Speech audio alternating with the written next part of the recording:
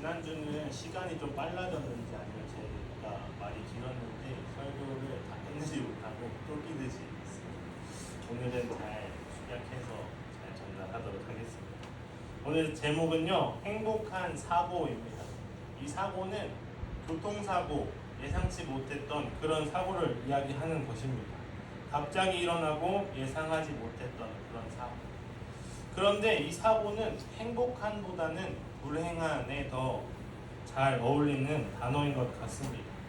이 행복한 사고라는 말은 몇 년 전에 미나리에 나온 윤여정이라는 배우가 소감으로 한 이야기인데요. 내가 이 상을 받은 것은 사고였다. 행복한 사고였다.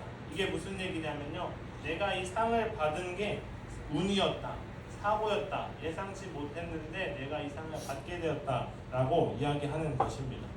그러면서 하는 이야기가 내가 어려서 이 상을 받았으면 내가 잘해서 이 상을 받았을 것이라고 생각할 것인데 나이가 들어서 이 상을 받은 것은 나에게 행운이었다라고 합니다. 사고는 우리에게 싫은 일입니다. 일어나면 안 되는 일, 우리를 아프게 하는 일을 사고라고 표현하기도 합니다. 그렇기 때문에 사고라는 말을 들으면 우리를 두렵게 하고 우리의 마음을 겁먹게 합니다. 그러니까 사고가 일어나지 않으면 좋겠다라고 생각하고 바라고 있습니다. 그런데 우리가 요즘 에스라서를 계속 보시다 보면요, 사고에도 행복한 사고가 있다는 것을 느끼게 되는 것 같습니다. 우리가 눈앞에 현상을 보면서 이거 어떡하지? 이거 사고가 나면 어떡하지? 문제가 생기면 어떡하지? 문제가 되면 어떡하지라고 하는 두려움, 낙심, 절망 이런 상황들이 우리에게 올 때 우리가 기억해야 할 것은 무엇이냐면 나는 하나님의 자녀지, 하나님께서 나와 함께 하시니 그러니까 두려워하지 않아도 될 거야. 하나님께서 우리를 택하셨기 때문에 우리와 함께 하시기 때문에 이 사고도 결국에는 행복한 결말이 될 거야 라고 생각하는 것입니다. 이 사고가 지금은 힘든 것 같아 보이지만 이 사고도 결국엔 전화위복되어서 행복한 사고가 될 거야 라고 생각하고 하나님을 기대하고 믿는 것이 우리와 함께 하시는 그 하나님이 우리 삶의 주인이시고 왕이시라는 것을 늘 기억하시길 소망합니다. 왕이신 하나님께 이끌려가는 인생으로 말미암아 우리의 인생에 행복한 사고가 많아지는 날이 되시길 주님의 이름으로 축복합니다. 아멘. 오늘 본문을 보시면요, 사고가 터질 판입니다. 2주 전의 말씀을 기억해 보시면 성전 건축을 방해하는 천적들이 나타나서 보도장을 써서 올리고 없는 말 지어내고 비방하는 말, 방해를 하는데 지난주에 5장을 보시면 총독이라고 하는 요즘 말로 하면 공무원이 나타나서 너네가 고레스의 칙령을 받아서 성전 건축을 하고 있다고 하는데 내가 이 사실을 확인할 때까지 너네 성전 짓지 마 라고 중단하라고 합니다. 지금처럼 그 시대는 인터넷이 발달해 있는 시대가 아닙니다. 그럼 얼마나 오래 걸릴까요? 이스라엘 백성이 이 총독이 다리오 왕에게 조서를 올려서 확인하고 다시 받는 데까지 얼마나 많은 시간이 걸릴까요? 그러면 이 기다림의 시간이 얼마나 피를 말리는 시간이 될까요? 어떠한 한 사람의 결정으로 무언가가 결정이 되기를 기다릴 때 잠을 이룰 수 없고 길고 긴 하루를 보내는 것입니다. 왜냐하면 그 결정으로 인해서 잘못된 결말이 찾아오면 어떨까? 이 사고가 행복한 사고가 아니라 불행한 사고가 되면 어떨까? 이렇게 걱정하고 두려워하기 때문입니다. 그래서 잠을 이루지 못합니다. 그러면 이 기다리는 동안 유다 백성들은 뭘 했을까요? 기도하지 않았을까요? 하나님, 고레스 조서가 발견되어야 합니다. 하나님, 16년 동안 방해로 인해서 성전 건축이 미뤄져 왔는데 이거 얼른 성전 재건해야 합니다. 우리가 돌아온 목적이 성전을 재건하기 위한 위함이 아닙니까? 하나님, 우리 지어야 합니다. 이렇게 기도하지 않았을까요? 그리고 반면에 총독들은 무슨 마음이었을까요? 성벽과 성읍을 지으면 쿠데타도 일어날 수 있다. 이미 바벨론에서 페르시아에게 반란을 일으킨 적이 있었으니까 사실 총독들의 입장에서는 경험으로 봤을 때 얘네들도 똑같을 것이다 라고 생각할 수도 있습니다. 그러면 못 짓게 하는 게 맞습니다. 그리고 사실 귀찮습니다. 조서를 올려야 되고 또 얘네들 또 올 때까지 기다려야 되고 귀찮은 일입니다. 못하게 그냥 막으면 편한 일입니다. 어쨌든 이 여러 가지의 마음으로 이 당시의 왕이었던 페르시아의 다리오 왕의 결정만 기다리고 있는 긴 두려운 시간을 보냈을 것입니다. 1절과 2절 말씀을 보시면요, 이에 다리오 왕이 조서를 내려 문서 창고 곧 바벨론의 보물을 쌓아둔 보물 전각에서 조사하게 하여 메데도 악메다 궁성에서 한 두루마리 찾았으니 거기에 기록하였으되. 정말 기적입니다. 다리오가 총독들의 편지를 받고 그래? 그럼 내가 고레스의 조서를 찾아볼게 라고 응답하는 것입니다. 정말 기적적인 상황인데요, 그 이유가 뭐냐면 다리오가 통치하고 있는 이 페르시아, 이 나라는 원래는 메데와 페르시아가 따로 분리된 나라였습니다. 그런데 고레스가 이 두 나라를 합병한 것입니다. 원래는 메데가 페르시아보다 더 큰 나라이고 페르시아는 메데의 종속국가였습니다. 이러한 역사적 배경에 근거하여서 보시면 페르시아의 고레스가 메데까지 합병해서 큰 제국을 이루게 되는 것입니다. 그리고 고레스 다음에 다리오라고 나오는데 다리오 왕 앞에 이전에 2명의 왕이 더 있었는데요. 역사적으로 보시면 이러한 저러한 복잡한 사건들이 있고 난 후에 다리오 왕이 왕위에 오르게 됩니다. 그렇기 때문에 복잡합니다. 할 일이 너무 많아요. 그런데 유다라는 이 작은 마을에서 일어나는 성전을 짓겠다, 어떻게 하겠다라고 하는 이 자그마한 일에 신경 쓸 겨를도 없고 시간도 없습니다. 그런데 지금 말씀해 보시면 이 페르시아에서 찾지 못한 조서를 메데까지 가서 찾아보라고 명령하고 있는 것입니다. 바쁘고 정신없는 이 다리오 왕이 이 작은 마을 유다에 이 고레스의 조서를 찾기 위해서 페르시아에 없으면 메데까지 가서 찾아라 라고 명령하는 것입니다. 사실 페르시아에서 못 찾았으면 무시할 수 있습니다. 모르는 척 할 수 있습니다. 없다고 이야기할 수 있습니다. 그냥 이 조그만 마을인데, 한 나라도 아니고 마을의 문제인데 안 찾아볼 수 있습니다. 그러나 찾아보라고 명령합니다. 그리고 메데 악메다 궁에서 찾게 됩니다. 다리오 이전에 있던 고레스 왕은요, 메데도 잘 알고 페르시아도 잘 알았습니다.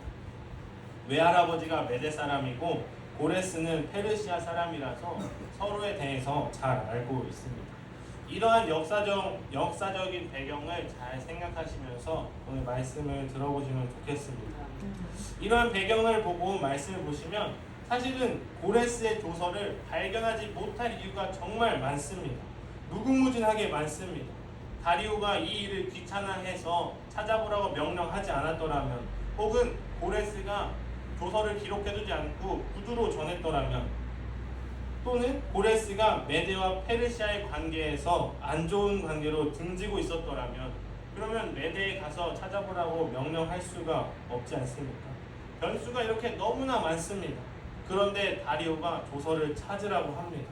메데에까지 명령합니다. 그리고 결국엔 찾아냈습니다. 성경에는 이 2절로 짧게 기록되어 있지만 하나님께서 역사하시지 않으면 조서를 절대 찾아낼 수 없다는 결론이 나오게 됩니다. 변수가 말씀드린 것처럼 변수가 너무 많습니다. 그런데 하나님의 능력의 손을 펼치셔서 이 고레스의 조서를 다리오를 통해서 메데에서 찾아내게 되는 이 유다 백성들에게 행복한 사고가 일어나게 됐습니다. 처음에는 그냥 큰 사고 같아요. 천적들의 방해 때문에 고소장을 받습니다. 비방하고 비하하는, 없는 말을 지어내는 이런 글을 받습니다. 그리고 총독들의 방해, 내가 조서를 찾을 때까지, 왕의 명령 받을 때까지 너희 성전 건축하지 마, 중단하고 있어, 이런 시간의 연장에 방해를 받습니다. 이러한 두려움의 사고가, 불행한 사고가 났는데 이 사고가 결국에는 행복한 사고의 한 걸음이 되었다라는 것입니다. 사랑하는 성도님들, 오늘 에스라 6장에서 이 본문에서 중요한 내용이 무엇이냐면요, 하나님께서만이 우리의 삶의 진정한 왕이시다라는 것입니다. 우리가 왕정 시대에 살고 있지 않기 때문에 이것이 그렇게 와닿지 못합니다. 그런데 제가 강의 시간에 왕과 종의 개념에 대해서 들은 적이 있는데요, 종과 왕은 어떻게 다른가? 타의에 의해서, 다른 사람에 의해서 규정당한 것이 종입니다. 종에게는 아무 생각과 의견이 없습니다. 그냥 주인이 하라고 하니까 하는 거예요. 왜 주인이 이걸 하라고 했을까 묻고 생각하지 않습니다. 그러나 왕은 자의에 의해서 결정합니다. 스스로 존재하고 스스로 판단하고 결정하고 그것이 답이 되는 것, 그게 바로 왕입니다. 하나님께서 온 세상의 왕이라는 것은 무슨 뜻일까요?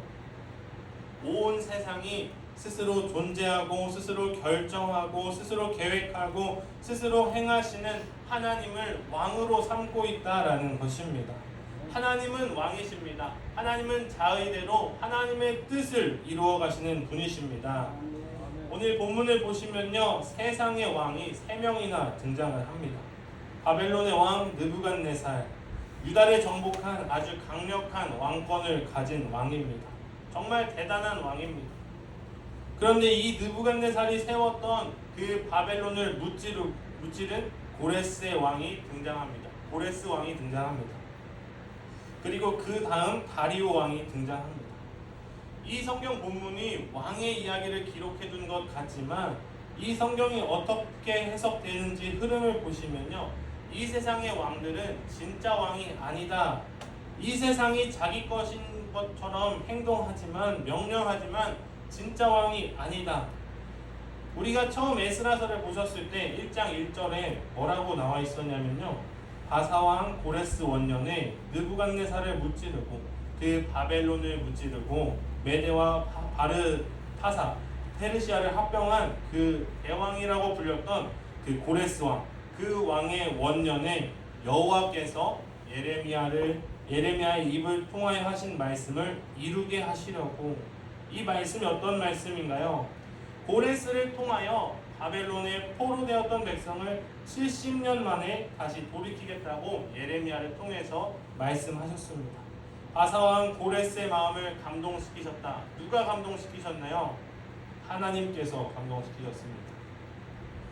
그러니까 1장 1절의 말씀만 봐도 하나님께서는 자의를 가지고 하나님의 뜻을 가지고 통치하고 계시는 것입니다. 고레스는 본인의 생각대로, 본인의 의지대로 결정하고 통치한다고 생각할 것입니다. 그런데 사실은 타의에 의해서 규정당하고 통치당하고 있는 것입니다. 그냥 타의에 의해서 규정당하는 종인 것입니다.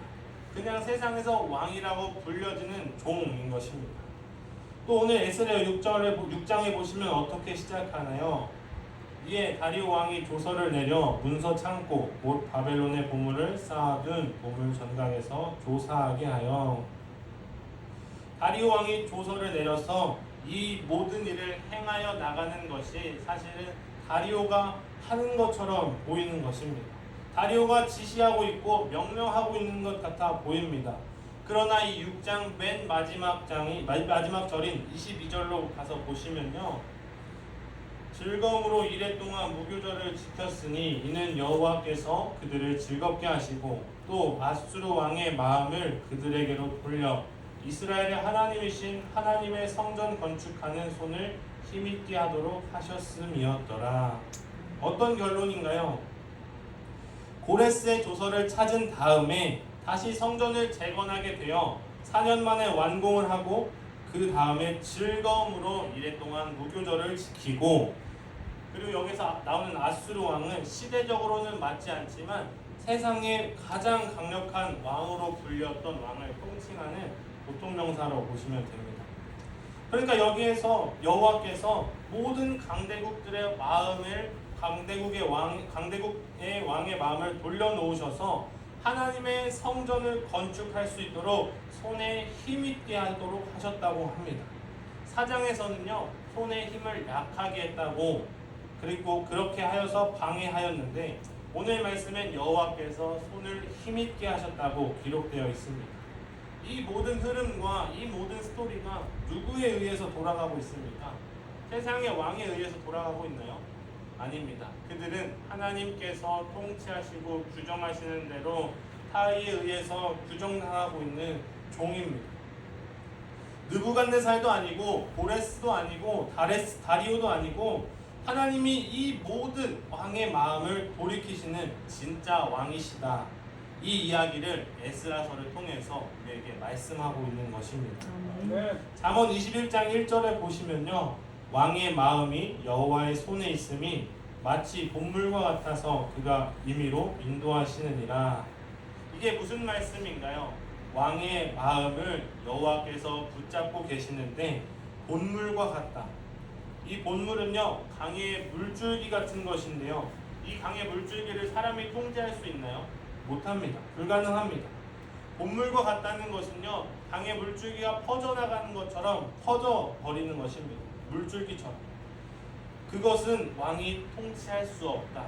임의대로 하고 있다라고 생각하는 것은 본물, 물줄기가 우리가 통제할 수 없으니까 흐르는 대로 흘러간다라고 생각하는 것입니다. 그런데 이것도 하나님의 자의대로 가는 것입니다. 이 세상은요, 왕이 통치하는 것이 아닙니다. 하나님께서 자의로 통치하는 것입니다. 아멘. 그 하나님의 통치는 그 누구도 막을 수가 없습니다. 아멘. 하나님이 왕이시고 세상에 있는 모든 권력자들도 하나님의 종입니다. 아멘. 오늘 이러한 맥락을 가지고 본문을 통해 주시는 메시지를 나눠보도록 하겠습니다. 하나님은 왕이신데 너무 선하신 왕이다라는 것입니다. 너무 감사한 말씀 아닌가요? 임의로 행하시고 자의로 행하시는데 폭군이 아니라 선하신 분이다라는 것입니다. 자의와 임의가 선하시다. 마태복음 6장 24절을 보시면요, 우리가 너무 잘 아시는 말씀입니다. 한 사람이 두 주인을 섬기지 못할 것이니 혹 이를 미워하고 저를 사랑하거나 혹 이를 중히 여기고 저를 경히 여깁니다. 너희가 하나님과 재물을 겸하여 섬기지 못하느니라. 한 사람이 두 주인을 섬기는 것은 잘못된 것이다. 그러니까 여기서 말씀하고 있는 중요한 것은요, 사람에게는 주인이 있다. 그런데 그 주인은 하나님이시다. 한 분이시다 라는 것입니다. 아멘. 우리가 세상을 살아가다 보니까 오직 자기대로 움직이시는 하나님만 주인으로 삼고 살고 있지 않은 많은 이들이 재물이 주인이 된 삶을 살아가고 있다라는 것입니다. 사실 이 말씀이 이해가 됩니다. 왜냐하면 이 세상을 살아가면서 돈이 안 들어가는 것이 있네요. 우리가 의식주를 살아가고 생활하는데 우리가 돈 내고 먹고 돈 내고 입고 돈 내고 즐기고 돈 내고 집 사고 차 사고 하고 있습니다. 그러니까 사람들은 이 돈이 주인이 된 것처럼 재물을 중히 여기고 있다라는 것입니다. 그런데 우리는 이것을 알아야 합니다. 돈이 우리에게 이러한 것들을 주는 것이 아니라 이러한 것들을 누릴 수 있는 돈을 공급해 주시는 분이 계시다. 그분이 바로 우리에게 돈을 공급해 주실 수 있는 하나님이시다. 이 세상의 주인은 돈이 아니라 진짜 주인은 하나님이시다라는 것입니다. 아멘. 손가락으로 달을 가리키는데 사람들은 무엇을 볼까요? 손가락에 집중합니다. 주인공은 달인데 자꾸 가리키고 있는 손가락만 보고 있는 것입니다. 그렇게 살지 말라고 마태복음에서 말씀하고 있는 것입니다. 이 돈이 세상을 쥐락펴락 하는 것 같은데 결국에 이 돈마저도 하나님께서 주관하고 계신다라는 것입니다. 아멘. 오늘 이 말씀 앞에서 우리가 확실하게 짚고 넘어가야 할 것은요, 돈이 주인 되기 너무 쉬운 세상을 우리가 살고 있습니다. 그런데 세상의 돈은요, 선하지 않습니다. 선하지 않은 주인이 어찌 종에게 선한 일을 주겠습니까? 그런데 돈이 악하다라는 것은 아닙니다. 돈의 가치는 없습니다. 그냥 어떻게 쓰이는가에 의해서 그 돈의 가치가 결정됩니다. 돈이 우리의 삶의 주인이 되었는데 우리가 그 돈을 악하게 쓰면 악한 돈이 되는 것이고 선하게 사용하면 선한 것입니다. 그러므로 우리에게 유익도 주고 기쁨을 주지만 망하게 하는 것이 돈이 될 수 있다라는 것입니다. 그 돈을 하나님께서 우리에게 공급해 주실 텐데 그 돈을 사랑하면 그 돈이 우리 삶의 주인이 된다라는 것입니다. 돈은 중립적인데 우리가 이걸 사랑하는 순간 이 돈이 악한 주인이 된다라는 것입니다. 왕이신 하나님께서 우리에게 돈을 공급하십니다. 하나님만 선하신 왕이십니다. 하나님을 왕으로 삼고 살아갈 때에 우리 삶에 선한 결과가 있다라는 것입니다. 심지어 그 선하신 하나님은요, 우리에게 자신의 것을 주십니다. 그게 대표적으로 십자가인데요. 고린도후서 8장 9절에 보시면요, 우리 주 예수 그리스도의 은혜를 너희가 알거니와 부요하신 이로써 너희를 위하여 가난하게 되심은 그의 가난함으로 말미암아 너희를 부요하게 하려 하심이라. 아멘. 아멘. 주님의 대단한 사랑입니다. 세상은요, 내가 잘 되려고 하지 남을 위해서 내 것을 내어주지 않습니다. 내가 가난해지고 남을 잘 되게 하지 않습니다. 그런데 하나님께서는 그렇지 않습니다. 복음이 기쁜 소식인데 왜 기쁜 소식인가요? 하나님은 부유하신 분인데 그 모든 것을 포기하고 우리에게 본인의 부유함을 주셨기 때문입니다. 하나님께서 가난해지시면서까지도 우리에게 부요를, 모든 것을, 생명을 주신 분이시기 때문에 이 복음이 기쁜 소식인 것입니다. 아멘. 우리의 지금 이 모습은요, 하나님께서 가난해지심으로 우리에게 생명을 주셔서 살리신, 영생하게 하시는 하나님의 놀라운 사랑입니다. 그리고 그 놀라운 은혜로 우리에게 재물 얻을 능력도 주신다고 말씀하고 있습니다. 아멘. 신명기 8장 18절 말씀인데요, 내 하나님 여호와를 기억하라. 그가 내게 재물 얻을 능력을 주셨습니다. 이같이 하심은 내 조상들에게 맹세하신 언약을 오늘과 같이 이루게 하려 하심이니라. 아멘. 아멘. 재물이 주인이 아닙니다. 이 재물을 우리에게 오고 가게 하는 진짜 주인이 따로 있다라는 것입니다. 재물 얻을 능을 주시는 분이 계시다라는 것입니다. 그분이 누구신가요?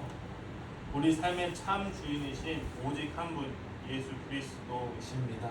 우리의 공급자, 우리의 왕, 그 하나님만 섬기시며 그분이 우리에게 공급자 되심을 확신하는 그 믿음을 소유하시는 성도님 되시길 소망합니다. 아멘. 지난주에 이렇게 말씀을 드렸습니다. 우리는 하나님의 은혜에 늘 받으며 살아간다. 지금 당장 은혜를 받지 못하면 결국엔 언젠가는 은혜를 받으며 살아가는 사람이다. 아멘. 하나님께서 지금 우리에게 주시지 않는다면 결국 언젠가는 우리에게 주실 것입니다. 이 믿음으로 살아가는 것이 우리 삶의 소망을 가진 믿음인 것입니다. 아멘. 하나님을 왕으로 섬기며 살아가니까 그분의 은혜가 우리의 삶에 부어지는데요. 본문 3절에서 7절 말씀입니다.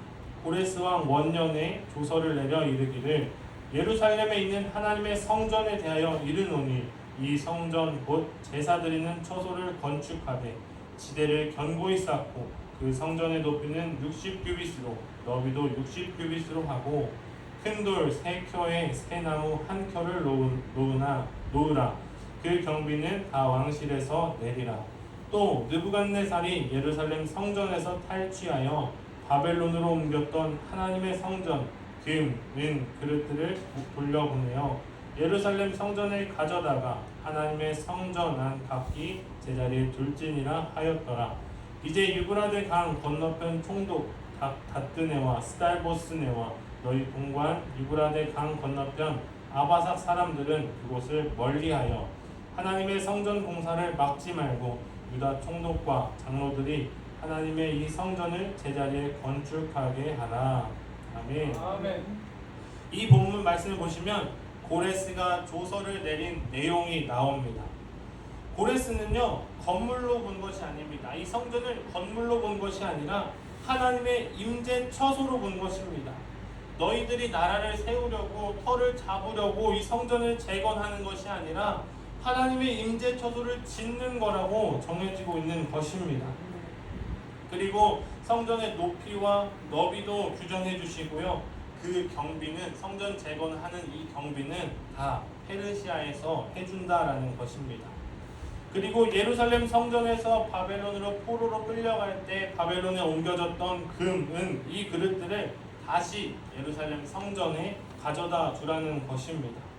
그리고 가장 중요한 것은요, 너희 총독들 이제 이 성전에 지을 때 방해하지 마, 얼씬도 하지 마, 그냥 돈만 내라고 이렇게 이야기하는 것입니다. 이스라엘 백성이 성전 재건을 하기 위해서 조서가 필요했습니다. 그런데 바벨론에서 귀환했을 때 조서가 있었나요? 없습니다. 그냥 구전으로 전해 들은 것입니다. 그런 다음에 고레스 왕이 조서를 내린 그 이후에 수십 년이 지났는데 다리오 왕은 없다고 하면 되는데 결국엔 찾아냈습니다. 조서도 없이 이스라엘 백성이 성전을 짓고 있는데 해방이 옵니다. 중지하라고 합니다. 얼마나 조마조마했을까요? 이 조서가 고레스로부터 듣긴 들었는데 실물로 없고 이미 시간이 오래 지났으니까 확실할 수도 없는데 방해는 계속 들어오고 이 천적들의 고소장으로 인해서 거짓된 편지, 이 비방하는 글로 인해서 그런데 이 비방하는 글로 인해서 실물로 발견되지 못하고 구두로 들었던 이 고레스의 조서를 발견하게 되는 것입니다. 빼도 박도 못하는 확실한 증거가 나오게 된 것입니다. 그런데 그 조서 내용이 공사 방해하지 말고 해방 놓지 말고 모든 비용을 너네 페르시아의 세금에서 충당해라 라는 것입니다. 지금까지 말씀을 보시면 이 조서가 발견되지 않았으면 성전 재건할 수 있었을까요? 성전 재건을 하더라도 얼마나 많은 손해가 있었을까요? 이런 맥락으로 흐름으로 봤을 때 하나님의 공급하시는 역사는 정말로 놀랍습니다. 그리고 8절에 보시면 내가 또 조서를 내려서 하나님의 이 성전을 건축함에 대하여 너희가 유다 사람의 장로들에게 행할 것을 알리노니 왕의 재산 곧 유브라데 강 건너편에서 거둔 세금 중에서 그 경비를 이 사람들에게 끊임없이 주어 그들로 멈추지 않게 하라. 고레스의 조서에 이어서 다리오의 조서까지 내려지게 됩니다. 또 9절은요. 또 그들이 필요로 하는 것 곧 하늘의 하나님께 드릴 번제의 수송아지와 순양과 어린 양과 또 밀과 소금과 포도주와 기름을 예루살렘 제사장의 요구대로 어김없이 날마다 주어 매일매일 드리는 상번제가 있었는데요. 그 상번제에 드릴 제물까지도 세금에서 충당하라는 것입니다. 이 조서는 누가 내린 것입니까? 다리오가 내린 조서입니다. 그러니까 지금 고레스가 내린 조서를 발견한 것 플러스 다리오의 조서를 더하여서 하나님이 얼마나 이스라엘 백성을 선한 길로 인도하시는지를 보여주고 계십니다. 그리고 하나님의 왕되심, 하나님의 절대적인 그 주권, 하나님이 부어주시는 그 은혜는 우리가 생각하는 것보다 훨씬 더 놀랍다라는 것을 보여주고 있습니다. 사랑하는 성도님들, 이 성전 재건하는 일은요 20년 동안 걸쳐서 재건하는 이 일은요 사람의 계획대로 되는 것이 아닙니다. 사람들이 전략을 잘 세운다고 해서 되는 것이 아닙니다. 이 당시에 유다를 바벨론 포로에서 데리고 온 스룹바벨, 예수와 장로들이 밤새도록 모여서 회의한다고 해서 이 다리오의 조서를 내려받을 수 있었을까요? 밤새 회의한다고 해서 이 고레스 조서를 발견할 수 있었을까요?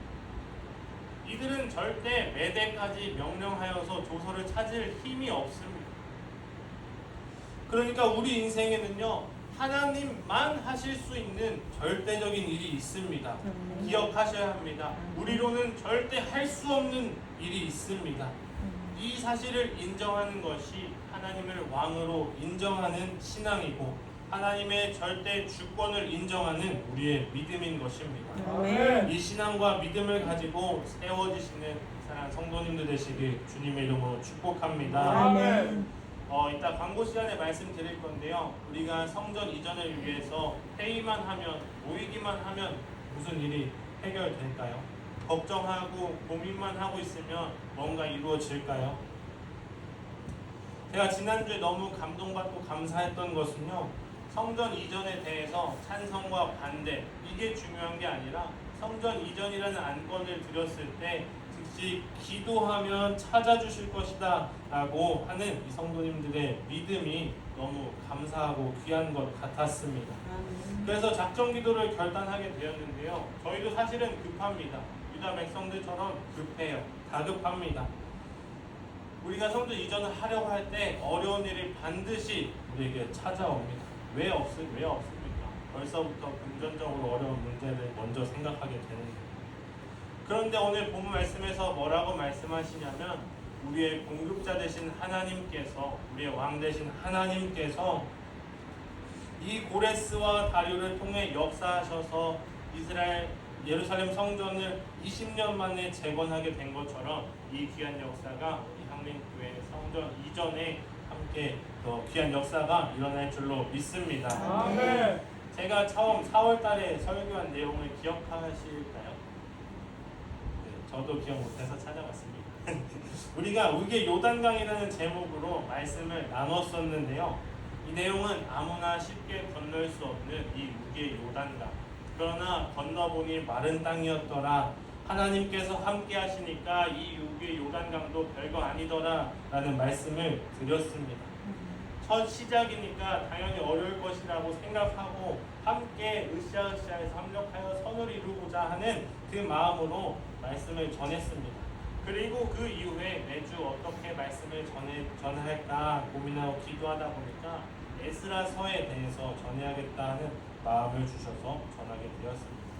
그러면서 평일에 만나서 성도들과 대화도 나누게 되었고, 그러면서 무너진 재단을 다시 쌓아 올리고자 예전에 향림교회로 그리워하고 돌아가고자 하는 그 마음을 제가 알게 되었습니다. 그러면서 우리의 신앙도 회복하자, 열정도 회복하자 하는 마음으로 에스라서를 말씀을 전하게 되었는데요.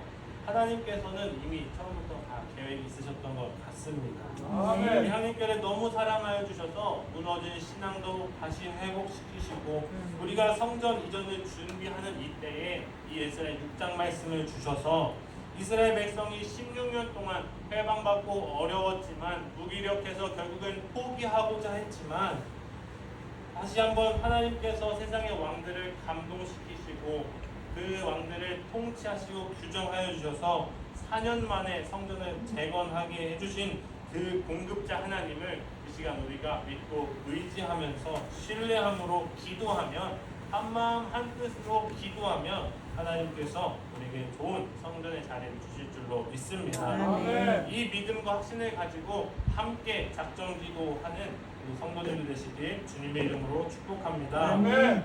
기도하겠습니다.